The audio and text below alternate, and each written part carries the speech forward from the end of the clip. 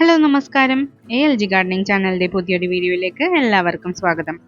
Summer ക്രോപ്സിന്റെ തൈകളൊക്കെ മാറ്റി നട്ടിട്ട് കുറച്ച് ദിവസങ്ങളായി. അപ്പോൾ ഇന്ന് നമുക്ക് ആദ്യത്തെ വളപ്രയോഗം ചെയ്തു കൊടുക്കാം. കമ്പോസ്റ്റ് ചെയ്യാൻ കേട്ടോ ഞാൻ ഒഴിച്ചു കൊടുക്കുന്നത്. ഈ ഒരു സ്റ്റേജിൽ ചെടികൾക്ക് ലിക്വിഡ് ഫെർട്ടിലൈസേഴ്സ് ആണ് ഒഴിച്ചു കൊടുക്കേണ്ടത്. എൻ്റെ കയ്യിൽ ഇപ്പോൾ കമ്പോസ്റ്റ് മാത്രമേ ഉണ്ടായിരുന്നുള്ളൂ, അതുകൊണ്ടാണ് കേട്ടോ അത് ഒഴിച്ചു കൊടുത്തത്. നിങ്ങൾക്ക് കപ്പലിന്റെ പിണ്ണാക്കും വേപ്പിൻ പിണ്ണാക്കും പുളിപ്പിച്ചതോ ജൈവ സ്ലറിയോ അങ്ങനെ എന്ത് ജൈവവളം വേണമെങ്കിലും ഒഴിച്ചു കൊടുക്കാവുന്നതാണ്.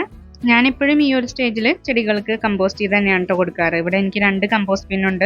അതിൽ നിന്ന് ഊസ് ഔട്ട് ചെയ്ത് വരുന്ന ലിക്വിഡാണ് കമ്പോസ്റ്റ്. ഈ നിൽക്കുന്നത് പല ടൈപ്പ് കുക്കുംബറിന്റെ ചെടികളാണ്.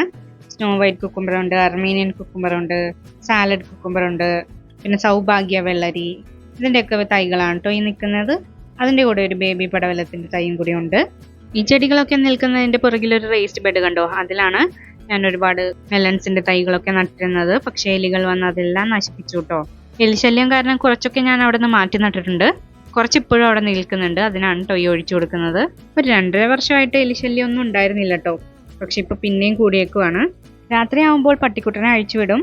അതുകൊണ്ട് പൂച്ചക്കുഞ്ഞുങ്ങൾക്ക് മുറ്റത്തേക്ക് ഇറങ്ങാൻ പറ്റില്ല കേട്ടോ. അതുകൊണ്ട് അവർക്ക് എലികളെ ഓടിക്കാൻ പറ്റുന്നില്ല. അതാണ് മെയിൻ റീസൺ. പിന്നെ എലിവേഷോ അല്ലെങ്കിൽ ട്രാപ്പോ ഒന്നും സെറ്റ് ചെയ്യാൻ പറ്റുന്നില്ല. എന്താന്ന് വെച്ചാൽ ഇവന്മാരതൊക്കെ പോയി തിന്നാലോ, അല്ലെങ്കിൽ ട്രാപ്പിൽ കുടുങ്ങിയാലോ. അതുകൊണ്ട് അതൊന്നും ചെയ്യുന്നില്ല.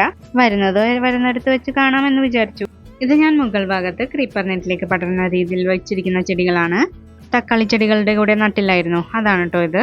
കുക്കുംബറൊക്കെ ഞാൻ താഴെയാണ് നട്ടിരിക്കുന്നത്. ഇവിടെ നട്ടിരിക്കുന്നത് മെലൺസും പീച്ചിങ്ങ, പാവയ്ക്ക, വാട്ടർ മെലണൊക്കെയാണ് കേട്ടോ. ഓരോ 7 ദിവസം കൂടുമ്പോഴും ഈ വളപ്രയോഗം ചെയ്തു കൊടുക്കണം. സോളിഡ് ആയിട്ടുള്ള വളങ്ങളൊക്കെ ഞാൻ ഇപ്പോൾ ഇട്ട് കൊടുക്കാറില്ല. നമ്മൾ ചെടികൾ മാറ്റി നടുമ്പോൾ പുതിയതായിട്ട് പോട്ടി മിക്സ് ഉണ്ടാക്കിയിട്ടാണല്ലോ നടുന്നത്. അപ്പം അതുകൊണ്ട് 1 മാസം വരെ ചെടികൾക്ക് സോളിഡ് ആയിട്ടുള്ള വളങ്ങൾ ഇട്ട് കൊടുക്കേണ്ട ആവശ്യമില്ല. ഞാൻ ഇതുപോലെ ലിക്വിഡ് ഫെർട്ടിലൈസേഴ്സ് ആണ് യൂസ് ചെയ്യാറ്. എനിക്ക് ഈ മെലൺസ് ഒക്കെ വളർത്താൻ ഭയങ്കര ഇഷ്ടമാണ് കേട്ടോ. മസ്ക് മെലനൊക്കെ ഇല്ലേ, വാട്ടർ മെലനൊക്കെ പുറത്തുനിന്ന് നമ്മൾ എപ്പോഴും വാങ്ങിക്കാറുണ്ട്. പക്ഷേ ഈ ഷമാം, അതായത് മസ്ക് മെലനൊന്നും പുറത്തുനിന്ന് വാങ്ങിക്കാറേ ഇല്ല. വീട്ടിൽ ഉണ്ടാകുന്നത് മാത്രം കഴിക്കാറുള്ളൂ കേട്ടോ. കഴിഞ്ഞ പ്രാവശ്യം എനിക്ക് ഒരുപാട് മെലൺസ് ഉണ്ടായി കിട്ടിയിരുന്നു. മസ്ക് മെലൺ, സ്ട്രൈപ്പ് ഉള്ളതും ഇല്ലാത്തതും, പിന്നെ Kajari melon, honey due melon, പിന്നെ ഇഷ്ടം പോലെ അർമേനിയൻ കുക്കുംബർ ഉണ്ടായിരുന്നു കേട്ടോ കഴിഞ്ഞ പ്രാവശ്യം. ഇപ്രാവശ്യം അർമേനിയൻ കുക്കുംബറിന്റെ ഒക്കെ തൈകൾ എലി കൊണ്ടുപോയി എന്ന് തോന്നുന്നു. ഞാൻ ചെടികൾ നട്ടപ്പോൾ ലേബലൊക്കെ ചെയ്തിട്ടാണ് നട്ടു വെച്ചിരുന്നത്. പക്ഷേ എലികൾ വന്ന് കിളച്ച് മറിച്ചപ്പോൾ എല്ലാം പോയിട്ടോ, ലേബിൾസ് എല്ലാം പോയി. പിന്നെ മാറ്റി നട്ടതും ഏതിന്റെ തൈയാണെന്നൊന്നും മനസ്സിലാവുന്നില്ല. ഇനി കായകൾ ഉണ്ടായിട്ട് വേണം മനസ്സിലാക്കാൻ. ഗ്രോ ബാഗുകളിലൊക്കെ നട്ട് ബാക്കി വന്ന തൈകൾ മാത്രമാണ് ഞാൻ റേസ് ബെഡിലേക്ക് മാറ്റി നട്ടത് കേട്ടോ. അപ്പം അതുകൊണ്ട് ഗ്രോ ബാഗിൽ എന്തായാലും ഉണ്ട്. എന്നാൽ അർമേനിയൻ കുക്കുംബറിന്റെ കാര്യം എനിക്ക് അത്ര ഷുവർ അല്ല. സാരമില്ല, നമുക്ക് ഫെബ്രുവരിയിൽ വിത്തുകൾ നടണമല്ലോ. അപ്പോൾ അർമേനിയൻ കുക്കുംബറിന്റെ കൂടെ നടാം. ഡിസംബർ മാസം 29-ാം തീയതിയാണ് കേട്ടോ ഞാൻ വിത്തുകളൊക്കെ പാകിയത്. ഇപ്പോൾ നോക്കി 1 മാസം കഴിഞ്ഞപ്പോഴേക്കും സീഡ്ലിങ്സ് ഒക്കെ ഇത്രയും വലുതായിട്ടുണ്ട്. ഡിസംബർ മാസം ലാസ്റ്റോ അല്ലെങ്കിൽ ജനുവരി മാസം തുടക്കത്തിലോ നിങ്ങൾ വിത്തുകളൊക്കെ പാകി മുളപ്പിച്ചിട്ടുണ്ടെങ്കിൽ ഏകദേശം ഈ ഒരു സൈസ് ആയിട്ടുണ്ടാകും നിങ്ങളുടെ തൈകളൊക്കെ. നിങ്ങളുടെ തൈകളൊക്കെ വളർന്ന് ഈ ഒരു സൈസ് എത്തിയിട്ടുണ്ടെങ്കിൽ നിങ്ങൾക്കും ചെടികൾക്ക് ഇതുപോലെ കമ്പോസ്റ്റ് അല്ലെങ്കിൽ ഏതെങ്കിലും ലിക്വിഡ് ഫെർട്ടിലൈസേഴ്സ് ഒഴിച്ചു കൊടുക്കാവുന്നതാണ്. സോളിഡ് ആയിട്ടുള്ള ഫെർട്ടിലൈസേഴ്സ് ചെടികൾ മാറ്റി നട്ടതിന് ശേഷം 1 മാസം കഴിഞ്ഞിട്ട് തുടങ്ങിയാൽ മതി കേട്ടോ.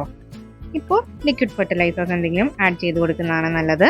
ഇതൊക്കെ എൻ്റെ കുറ്റിപ്പയറിൻ്റെ ചെടികളാണ്. ഇതിലൊക്കെ വള്ളി വീശി തുടങ്ങിയിട്ടുണ്ടായിരുന്നു. അതുകൊണ്ട് ഞാൻ ക്രീപ്പർ നെറ്റിലേക്ക് പടർത്തിയിട്ടുണ്ട് കേട്ടോ. പിന്നെ ഇത് നോക്കി കുക്കുംബറിൻ്റെ ചെടികളാണ്. അവരൊക്കെ കൊടുത്തിരിക്കുന്ന സപ്പോർട്ടിലേക്ക് കയറി തുടങ്ങിയിട്ടുണ്ട്. ചിലതൊന്നും കയറി തുടങ്ങിയിട്ടില്ല കേട്ടോ. അപ്പോൾ അവരെയൊക്കെ നമുക്ക് ട്രെയിൻ ചെയ്ത് വേണം കൊടുക്കാൻ. അപ്പോൾ അതിന് വേണ്ടിയിട്ട് ഞാനിവിടെ ഒരു ടൊമാറ്റോ ക്ലിപ്പ് എടുത്തിട്ടുണ്ട്. ഒരു പ്ലാസ്റ്റിക് കയറാണ് കേട്ടോ ഞാൻ മുകളിലേക്ക് കെട്ടിക്കൊടുത്തിരിക്കുന്നത്. അതിൽ നമുക്ക് ടൊമാറ്റോ ക്ലിപ്പ് ഇതുപോലെ അറ്റാച്ച് ചെയ്ത് വെക്കാം. അത് കഴിഞ്ഞ് നമ്മുടെ ചെടി ആ ടൊമാറ്റോ ക്ലിപ്പിൻ്റെ നടുക്കേക്ക് വെച്ചിട്ട് ഇതുപോലെ ഒന്ന് പ്രസ് ചെയ്ത് കൊടുത്താൽ മതി. അത് അവിടെ അറ്റാച്ച് ചെയ്തിരുന്നോളും. ബാക്കിയുള്ള സ്റ്റെം ജസ്റ്റ് ഒന്ന് ആ കയറിലേക്ക് ഒന്ന് ചുറ്റി കൊടുത്താൽ മതി. അവർ തനിയെ കയറിക്കോളൂ കേട്ടോ. ഇത് ക്രീപ്പർ നെറ്റിലേക്ക് പടർത്തിയിരിക്കുന്ന മസ്ക് മെലൻ്റെ ഒരു ചെടിയാണ്.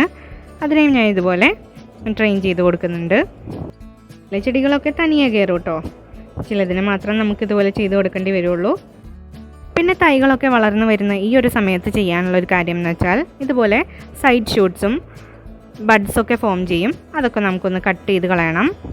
ഇത്രയും ചെറുപ്പത്തിലെ ചെടികൾക്ക് പൂക്കളും കായ്കളും സൈഡ് ഷൂട്ട്സൊക്കെ ഉണ്ടായിക്കഴിഞ്ഞാൽ ചെടികളുടെ ഹെൽത്തിനെ തന്നെ അത് ബാധിക്കും. അതുകൊണ്ട് ചെടികളുടെ ആദ്യത്തെ 10 ഇലകൾക്കിടയിൽ വരുന്ന എല്ലാ സൈഡ് ഷൂട്ട്സും ബഡ്സും ഒക്കെ നിങ്ങൾ ഇതുപോലെ പറിച്ചു കളയണം. ആദ്യത്തെ 10 ഇലകൾ കഴിഞ്ഞുണ്ടാകുന്നതൊക്കെ ഉണ്ടായിക്കോട്ടെ, കുഴപ്പമൊന്നുമില്ല. അതൊന്നും പറിച്ചു കളയേണ്ട ആവശ്യമില്ല കേട്ടോ. നിങ്ങളുടെ ചെടികളൊക്കെ ഈ ഒരു സ്റ്റേജിലാണ് നിൽക്കുന്നതെങ്കിൽ എത്രയും പെട്ടെന്ന് തന്നെ ഈ കാര്യങ്ങളൊക്കെ ചെയ്തേക്കുക. അപ്പോൾ ഇതായിരുന്നു ഇന്നത്തെ വീഡിയോ. ഈ വീഡിയോ നിങ്ങൾക്ക് ഇഷ്ടപ്പെട്ടു എന്ന് കരുതുന്നു. വീഡിയോ ഇഷ്ടപ്പെട്ടാൽ ലൈക്ക് ചെയ്യുക, ഷെയർ ചെയ്യുക. സബ്സ്ക്രൈബ് ചെയ്തിട്ടില്ലാത്തവരാണെങ്കിൽ സബ്സ്ക്രൈബ് ചെയ്യുക, സപ്പോർട്ട് ചെയ്യുക. ഇനി അടുത്ത ഒരു വീഡിയോയുമായി വരുന്നതിന് എല്ലാവർക്കും നന്ദി, നമസ്കാരം.